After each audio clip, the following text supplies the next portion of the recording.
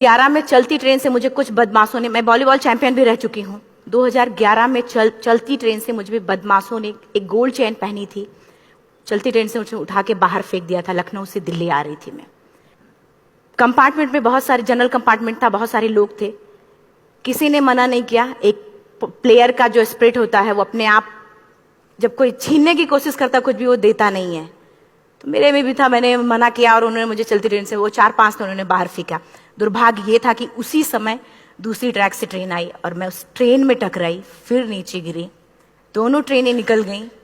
कुछ देर बाद मैंने हाथ को ऐसे रख के उठने की कोशिश किया तो देखा कि मेरा पैर कट चुका था। थाई को उठा के देखा, मेरा पैर ऐसे जीन्स में लटका हुआ था, ब्लड फोर्सफुली निकल रहा, दूसरे पैर की हड्डियां टूट टूट के बाहर निकल चुकी थी। पूरी रात मैं चिल्लाती रही ट्रैक पे, छोटे छोटे पत्थर होते ऐसे चिल्लाती रही कि कोई बचा ले, कोई नहीं आया बचाने। और जब पूरी रात चिल्लाते चिल्लाते इतना कि मुझे दिखाई भी देना बंद हो गया, जब ट्रेन आता था तो वाइब्रेट होता था। इतना ही नहीं, फ्री का इनविटेशन भी लोगों को मिल गया था, कुछ लोगों को। ट्रैक पे आपने ट्रेन की ट्रैक पे छोटे छोटे चूहे देखे होंगे, मेरे कटे हुए पैर पे आग के मेरे पैर कुतर रहे थे। मैं ब्रेन कॉन्शियस मेरा पूरा काम कर रहा था मेरे, लेकिन बॉडी में कोई भी मूवमेंट नहीं था। पूरे पल में वही चीजें सोच कि कैसे मैं अपने आप को कैसे बचा पाऊं। लेकिन करीब पूरी रात ऐसे बीता। सुबह गांव वालों ने मुझे बरेली डिस्ट्रिक्ट हॉस्पिटल यूपी में है, वहां पे हुआ था ये। सुबह गांव वालों ने मुझे उठाया, डिस्ट्रिक्ट हॉस्पिटल ले जाके रखा। तो फार्मासिस्ट, डॉक्टर, सीएम, जितने लोग थे आपस में बातें कर रहे, अरे हमारे पास तो एनेस्थीसिया नहीं है, ब्लड नहीं है, इसका इलाज शुरू करें तो हम कैसे करें। मुझे भी नहीं दिखाई तो नहीं, लेकिन मेरा सुनाई दे रहा था सब कुछ वहां पे। कहां से हिम्मत आई मुझ में, मुझे भी नहीं पता। मैंने बोला वहां पे कि सर जब मेरा पूरा पैर कटा, तब मैंने इतनी देर रेलवे ट्रैक पे थी, मैं उस चीज को बर्दाश्त किया, तो अभी तो आप मेरे अच्छे के लिए मेरे पैर काटेंगे। शायद आपको यकीन नहीं होगा, या फिर कभी आप लोगों ने ये चीज नहीं देखी, कोई डॉक्टर या फार्मासिस्ट अपना ब्लड दे के किसी पेशेंट को बचाया। मेरी इस बात को सुनने के बाद वहां के डॉक्टर और फार्मासिस्ट दोनों ने 1-1 यूनिट ब्लड दिया और मेरे पैर को बिना एनेस्थीसिया अलग कर दिया गया। आज भी मैं उस दर्द को महसूस करती हूँ। जब भी मैं जब बोलती हूँ तब मैं वो चीजें महसूस करती हूँ। उसके बाद जब बात मीडिया में आई, लोगों को पता चला कि मैं नेशनल प्लेयर है, KGMC king George medical college Lucknow में एडमिट करा, लखनऊ से फिर sport minister, AIIMS trauma centre Delhi. तब तक सब ठीक ठाक चल रहा था, प्लेयर होने की वजह से अच्छा ट्रीटमेंट मिलना शुरू हुआ। करीब 4 महीने मैं एम्स में रही। एम्स में रहने के बाद जब मैं थोड़ा ठीक हुई, करीब 25 दिन बाद जब ठीक हुई, न्यूज़पेपर में गोल गोल लिख के, अरे अरुणिमा के पास टिकट नहीं था, अरुणिमा ट्रेन से कूद गई। उसका खंडन किया घर वालों ने, फिर बोला कि अरुणिमा सुसाइड करने गई थी। जिस लड़की का शरीर का एक अंग कट चुका, पूरी जिंदगी का पता नहीं कि व्हील चेयर है, बैसाखी, या पता, यहां तक कि मेरे स्पाइन में 3 फ्रैक्चर था, मुझे यह भी नहीं पता था कि मैं बेड से उठ भी पाऊंगी कि नहीं। अंदाजा लगाया जा सकता, सिर्फ अंदाजा लगाया जा सकता है कि उसकी दिलो दिमाग पे क्या चल रहा होगा, उस परिवार की क्या स्थिति रही होगी, जब जिस परिवार की एक यंग एज लड़की का इस तरीके का सिचुएशन हुआ हो। फिर भी कहते हैं कि जहां चाह होती वहां राह मिली जाती है। एम्स के हॉस्पिटल के बेड पे मैंने डिसाइड किया, क्योंकि अपनी बातें हम चिल्ला चिल्ला के करें, वो सिस्टम की इतनी हाई लेवल की बातें हो रही थी कि हम एक मध्यम वर्गीय फैमिली से थे, हम अपनी बातें चिल्ला चिल्ला के कह रहे थे, लेकिन कोई नहीं सुन रहा था। लेकिन कहते हैं मैंने अपने दिल, दिमाग, अंतरात्मा से ये चीज सोच ली कि ठीक है, आज आपका दिन है, जितना चाहो बोल लो, एक दिन तो मेरा दिन आने वाला, मैं प्रूफ कर दूंगी कि मैं क्या हूं, मैं क्या थी, ये मैं प्रूफ कर दूंगी। हॉस्पिटल के बेड पे डिसाइड किया वॉलीबॉल नहीं, लाइफ का सबसे टफ गेम करना है, तब मैंने माउंटेनिंग चुना। जब मैंने माउंटेनिंग, कहने और करने में बहुत फर्क होता है। जब मैंने माउंटेनिंग की बात सोची और लोगों के सामने, सबसे बड़ी चीज थी सही गाइडेंस में ट्रेनिंग लेना, दूसरा स्पॉन्सरशिप। इतना बड़ा एक साथ तो मैंने 40 से 50 लाख मैंने वाकई में कभी नहीं देखे थे पहले। मेरे लिए बहुत बड़ी चीज थी वो इकट्ठा कर पाना।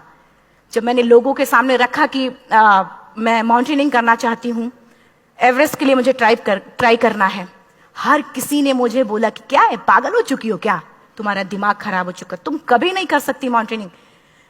एक पैर आर्टिफिशियल है, दूसरे में रॉड है, और तुम्हारा दिमाग खराब है, स्पाइन में भी फ्रैक्चर है, तुम पागल होगे, चुपचाप कोई नौकरी करो, जीवन यापन करो। क्योंकि लोगों का सबसे बड़ा प्रॉब्लम ये होता, लोग फिजिकल देखते, पैरों को, मेरी अंतरात्मा में क्या चल रहा था वो तो किसी को पता ही नहीं था। मुझे लगता है कि आज यहाँ पे मैं भी सुबह से देख रही हूँ, इतने अच्छी अच्छी चीजें मैंने सीखी यहाँ पे। बहुत बड़े बड़े स्पीकर को शायद आप लोगों ने भी आज मैं भी आपको यहाँ पे चाहे जितना मोटिवेट करूं, चाहे जितना चीजें मैं बताऊं, लेकिन मुझे लगता है सबसे बड़ा मोटिवेटर कौन होता? आप खुद। जिस दिन किसी भी लक्ष्य के प्रति आपकी अंतरात्मा जाग गई, आपको कोई नहीं रोक सकता उस लक्ष्य को पाने में। ये मैं किताब से बातें नहीं बोल रही हूं, ये मैं एक एक पल मैं कोई भी किताब की बातें नहीं, एक एक पल आज जो मेरा 26 साल का एक्सपीरियंस है वो मैं बता रही हूं सिर्फ आपको।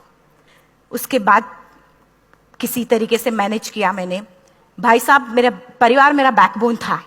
परिवार ने मुझे, भाई साहब ने मुझे कहा कि मैडम बछेंद्री पाल जिन्होंने 1984 में एवरेस्ट समिट किया, उनसे मिलते हैं, वो जरूर कुछ ना कुछ करेंगे।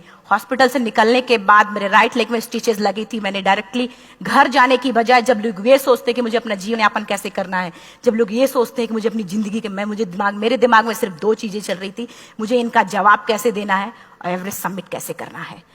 फर्स्ट तुरंत गए बछेंद्री मैम के पास। जब मिले, मैम ने फर्स्ट टाइम जब मुझे देखा तो उन्होंने कहा, अरुणिमा, उनकी आंखों में आंसू आ गए। उन्होंने बोला, अरुणिमा, तूने ऐसी हालात में एवरेस्ट जैसे दुरूह पहाड़ के बारे में सोचा तो तूने अपने अंदर तो एवरेस्ट फतह कर लिया, अब तो सिर्फ लोगों के लिए। मेरे परिवार को छोड़ के बाहर की पहली ऐसी महिला थी जिन्होंने मुझ पे भरोसा किया था कि हाँ अरुणिमा, तुम कर सकती हो।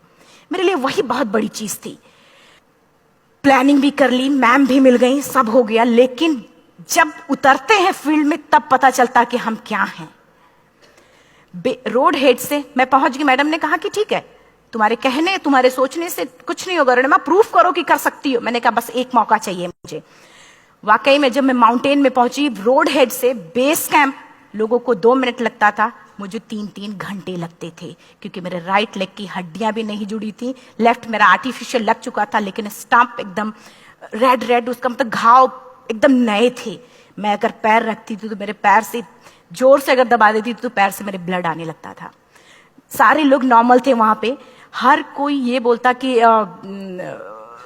एक पीक के लिए जाते थे तो हर कोई मुझे ये बोलता कि अरुणिमा, तुम धीरे धीरे आओ। मेरे दिमाग में हर बार यही बात चलती थी कि क्या है, मैंने एवरेस्ट का प्लान किया, मैं इनके बराबर भी नहीं चल पा रही हूँ। खुद से संकल्प लिया कि कोई बात नहीं, एक दिन ऐसा आएगा कि मैं इनसे पहले जाऊंगी।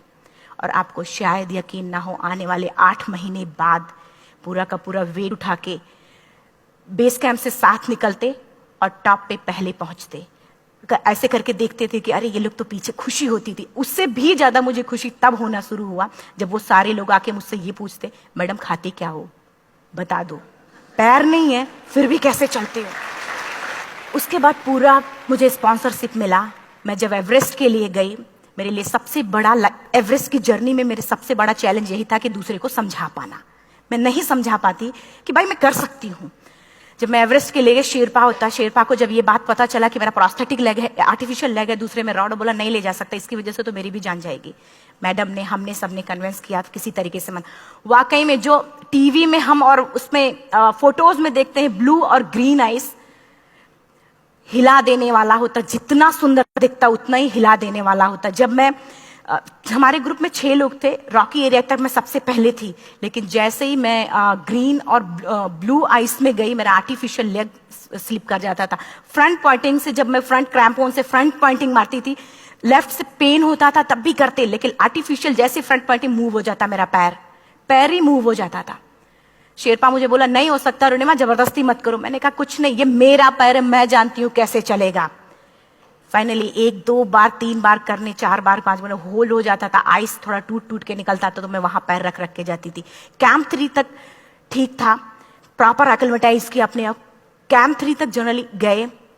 बात जब कैंप 3 के ऊपर की होती है, साउथ कोल समिट, अच्छे माउंटेनियर, अच्छे दिलेर के हौसले धरे के धरे तब रह जाते हैं जब अपनी आंखों के सामने किसी को मरता देखता है। और दिमाग में बात, जब जिसको डिसीजन मेकिंग, और जब दिमाग में बातें जब ये आने लगती हैं कि अरे जिस चीज के लिए हम जा रहे हैं उसी चीज के लिए आदमी मर रहा है, इसी चीज के लोग लिए मर चुके हैं। रात में क्लाइंबिंग, ज्यादा से ज्यादा माउंटेनिंग रात में की जाती है क्योंकि वेदर शांत होता है। जब मैं रात में निकली साउथ कोल से, कैंप 4 से, मेरी हेडलाइट जिधर ही हेडलाइट जा रही थी उधर ही डेड बॉडीज मुझे नजर आ रही थी। मेरे रोंगटे खड़े हो रहे थे। मुझे समझ में नहीं आ रहा था कि मैं करूं तो क्या करूं। इतना ही नहीं, मैं जिस रोप में थी उसी रोप में जब मैं आगे जा रही हूं और एक बांग्लादेशी, उनका हाथ हल्का हल्का ऐसे हिल रहा, मुंह से आवाज आ रही थी। मैं एक्सप्लेन नहीं कर सकती मुझे कितना डर लग रहा था। बार बार ये बार बार मन में आती, इसका ऑक्सीजन खत्म हुआ है, ये मर चुका है लास्ट सिचुएशन में, और हम कुछ नहीं कर पा रहे हैं, क्या करें। उसके बाद मैंने 10 से 15 मिनट सिर्फ मैं वहां खड़ी रही। मैंने सिर्फ इतना बोला कि अगर आप सभी में से सभी ने एवरेस्ट सबमिट कर लिया तब तो ठीक है, अगर नहीं सबमिट किया है मैं सबके लिए एवरेस्ट सबमिट करूंगी और जिंदा वापस जाऊंगी। क्योंकि जैसा हम सोचते हैं हमारी बॉडी उसी तरीके से जनरेट करना शुरू करती है। मैंने डेड बॉडी, क्योंकि जा ही नहीं सकते थे किनारे से, उसी रोप में वो एंकर है, डेड बॉडी को लांगी और लांग के जाना शुरू किया।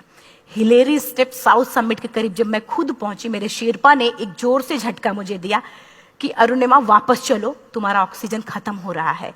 हिलेरी स्टेप के बाद एवरेस्ट समिट है, थोड़ा चलने के बाद एवरेस्ट समिट है। अगर कोई आपसे ये बोले, आप अपने टारगेट के इतने करीब हो, अगर कोई आपसे ये बोले कि अरुणिमा वापस चलो, कैसा लगता है। मैंने भी यही बोला, सर क्या बोल रहे हो आप, मैं नहीं जाऊंगी वापस।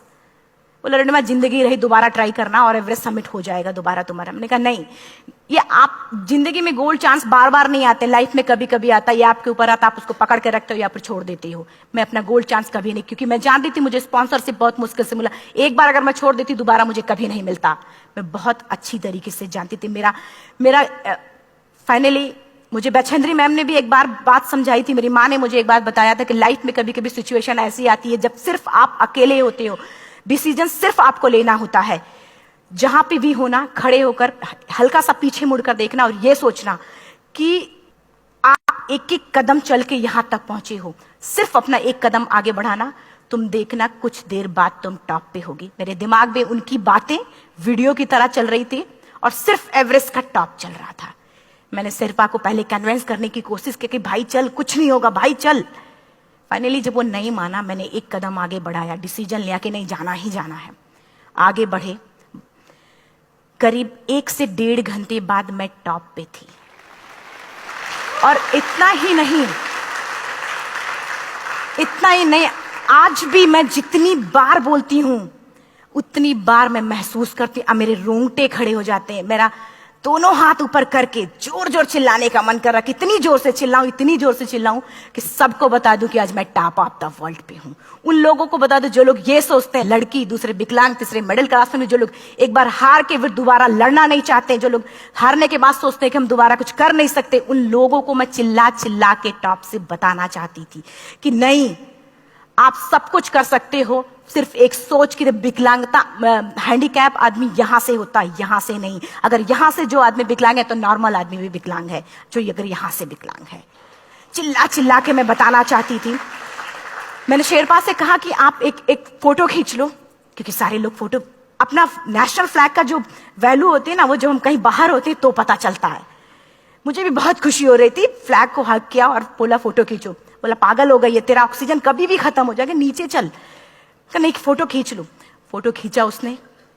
वो तो अगली बार इतना तेज गुस्सा हुआ, मैंने उसको बोला कि भाई वीडियो भी बना ले। 8848 की हाइट पे ऑक्सीजन खत्म हो रहा है, आज हम भी हंस रहे हैं आप लोगों के साथ क्योंकि यहां पूरा ऑक्सीजन है।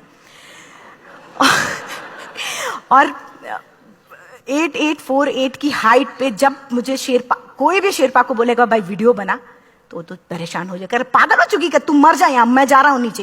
मैंने कहा नहीं, कुछ नहीं होगा, आप बनाओ वीडियो। किसी तरीके से मन में 4-5 पेयर बैटरी रख के लेके गई कि डिस्पोजल कैमरा, एक अलग कैमरा की, मतलब एक नहीं काम करेगा तो दूसरा करेगा, प्रॉपर प्लानिंग से। शायद आप लोग भी सोचो कि वाकई में लड़की को इतना बड़ा रिस्क लेने की क्या जरूरत थी, कि जिंदगी कभी भी जा सकती थी इसकी। लेकिन मैंने वो रिस्क लिया क्यों? क्योंकि मैं चाहती थी, कहीं ना कहीं से मेरे भी दिमाग में ये बात आ चुका था कि मैं जिंदा वापस ना जाऊं। मैं चाहती थी कि अगर मैं जिंदा ना जाऊं तो ये वीडियो मेरे इंडिया, शेरपा से मैंने यही बात बोली, ये वीडियो अगर मैं जिंदा नहीं जाती, ये वीडियो मेरे इंडिया पहुंचा देना, मेरे यूथ तक चला जाएगा। क्योंकि मैं चाहती थी कि 11 अप्रैल 2011 को मेरा एक्सीडेंट हुआ, 21 मई 2013 10:55 पे मैं टॉप ऑफ द वर्ल्ड पे थी। ऑलमोस्ट 1 से 2 साल के अंदर कैसे कैसे? यहां से मैंने ये चीज, मैंने कभी भी कामयाब होने के, मेरी वो जिंदगी बन चुकी थी, मेरा जुनून बन चुका था, मेरा पैशन मेरा जिद बन चुका था। वो मेरा सोते उठते बैठते सिर्फ मुझे एवरेस्ट दिखाई जाए। और मुझे लगता है किसी को भी अगर अपना लक्ष्य पाना है, यहां से अगर वो पागलपन जब तक नहीं आएगा तब तक नहीं होगा। वो फाइनली उसने वीडियो बनाया, बोल रहा फटाफट अरुणिमा नीचे भागो। जब मैं टॉप पे थी तो कुछ लोग और भी थे, लेकिन 10:55 पे मैंने एवरेस्ट समिट, 11 बजे के बाद अगर कोई अटेम्प्ट करने की कोशिश करता है उसको सुसाइड अटेम्प्ट बोलते हैं। जैसे ही मैं नीचे चलना शुरू की, मैंने कहा भाई हाँ चल नीचे चलते हैं। ज्यादा से ज्यादा मौतें नीचे आते वक्त होती हैं एवरेस्ट पे। जब मैं नीचे आ रही हूं, थोड़ा दूर ही मैं नीचे चली थी, मेरा ऑक्सीजन पूरी तरीके से खत्म। सिर्फ अंदाजा लगाया सकता कि जब ऑक्सीजन खत्म हुआ क्या परिस्थिति रही होगी। मैं ऐसे नीचे गिर गई और शेरपा मुझे बोल रहा कि अरुणिमा मुझे यकीन नहीं था कि तू एवरेस्ट समिट कर पाएगी, लेकिन फिर भी तूने किया। मैं चाहता हूं कि अरुणिमा जिंदा चल, तू वापस उठ, खड़ी हो। मुझे खड़ा करने की वो कोशिश कर रहा था बार बार, मैं खड़ी नहीं हो पा रही थी, वाकई में दम ही नहीं था। लेकिन फिर भी कहते हैं कि जैसे हमारे नियम होते हैं वैसे ऊपर वाले के भी नियम है। उसकी लिस्ट में जब मेरा नाम नहीं है तो वो मुझे नहीं ले जा सकता। अगर दूसरी चीज, मेरा कॉन्सेप्ट एकदम क्लियर हो चुका था। जब रेलवे ट्रैक पे मैं थी, रेलवे ट्रैक पे 7 घंटे में पड़ी थी, 49 ट्रेन अप डाउन हुई थी, तो मेरा कॉन्सेप्ट एकदम क्लियर हो चुका था। इसका मतलब है कि ऊपर वाले ने अगर मुझे कुछ बचाया है तो कुछ ना कुछ इतिहास रचने के लिए बचाया है। मैंने पॉजिटिव तरीके से सोचा। और उसी समय एक ब्रिटिश क्लाइंबर नीचे से ऊपर आ रहा था और उसके पास 2 ऑक्सीजन, तो उसने एक को वहीं फेंका और दूसरे को लेके नीचे जाना शुरू किया क्योंकि वेदर खराब था। मेरा शेरपा मुझे एंकर किया और जाने लगा नीचे, और वो फटाफट उसको लेके आए, मुझे लगाया। उसने बोला अरुणिमा तू बहुत लकी है कि तुझे यहाँ पे ऑक्सीजन मिला है, वाकई में ऊपर वाला भी चाहता कि तू जिंदा रहे। वो मुझे बार बार लकी लकी बोल रहा था। शायद आप लोग में से भी कोई होगा कि जो लक और भाग्य जैसी चीजों पे भी यकीन करता हो, या पता नहीं भी।